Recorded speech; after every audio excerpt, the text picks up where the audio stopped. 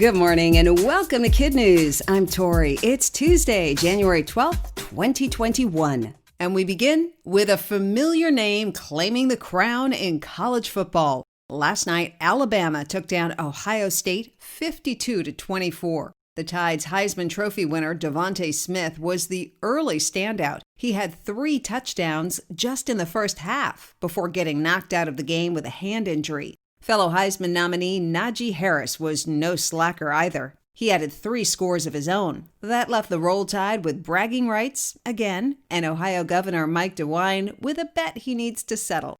Headed to Alabama Governor Kay Ivey, a giant platter of Schmidt's famous Bahama Mama sausages, topped off with ginormous half-pound cream puffs. President-elect Biden has now double-dipped. Yesterday, he received his second and final shot of the Pfizer vaccine. A big question for his family, and a lot of others, is it safe to hug grandparents after they've gotten the shot? Many older Americans are getting ready or have already rolled up their sleeves, and for a lot of them, the first thing they want to do afterwards is give loved ones a big bear hug. But CNN's medical analyst and emergency physician, Dr. Leanna Wen, says not so fast. First, it's important to wait 2 to 3 weeks after getting the second shot for maximum immunity. And doctors don't know if vaccinated people could still be carriers of the virus. Her advice? Proceed with caution. Keep wearing masks and social distancing and be patient. Dr. Fauci says once 85% of the population is vaccinated, this virus should die out and we can go back to basically life as normal, including hugging grandma and grandpa. If a person does something wrong, there are consequences. Most everyone knows that. And consequences continue to roll out for President Trump and his political supporters after last week's violence in the Capitol. Yesterday, as expected, members of the House made a motion to hold him accountable. The single impeachment charge of incitement to insurrection accuses him of making repeated false claims about widespread fraud in the U.S. election, rallying his supporters to interrupt a vote on Joe Biden's Electoral College win in Congress last week, and pressuring Georgia's Secretary of State to overturn results in that state. A vote on the article is likely in a day or so, and if it passes, Mr. Trump would be the first president in history to be impeached twice.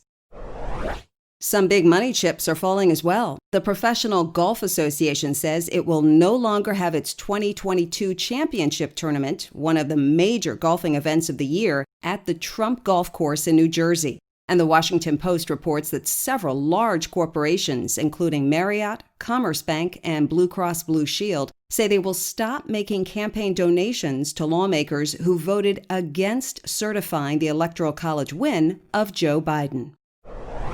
Now for a totally different matter, literally.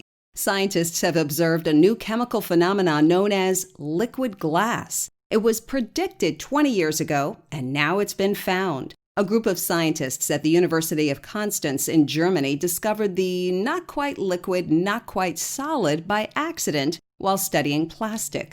Until now, most attempts to catch a glimpse of the mysterious transition involve mixtures containing tiny particles shaped like round spheres. But this groundbreaking study, published in the Proceedings of the National Academy of Sciences, traded round particles for oblong, which apparently did the trick. It allowed the specks to move but not rotate, which meant the material couldn't solidify.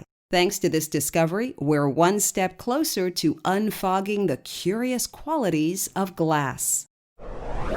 Sometimes the tallest animal in the world isn't so tall. Giraffes usually average a towering 16 feet, but in 2015, researchers were baffled when they found one treetop grazer in Uganda who reached a height of only 9 feet 4 inches. After seeing unedited photos of Gimli, some people described him as having a giraffe's neck on a horse's body. Then in 2018, another short-legged giraffe was spotted in Namibia.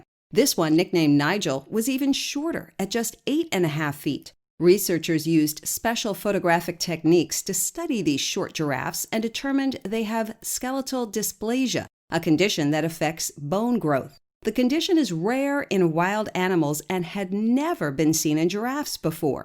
It's unknown what causes it or how it affects their best defenses, kicking and running fast. And while Gimli hasn't been seen in a few years, the good news is that Nigel, who was spotted this summer, seems to be doing just fine.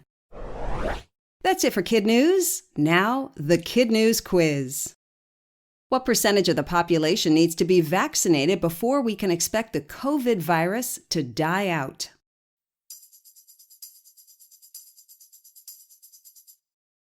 Dr. Fauci says about 85%. What is the new matter that scientists in Germany recently discovered?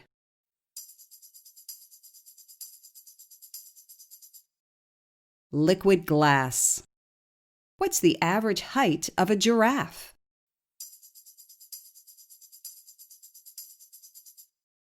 16 feet, which is taller than 2 professional basketball players. Which team won the college national championship?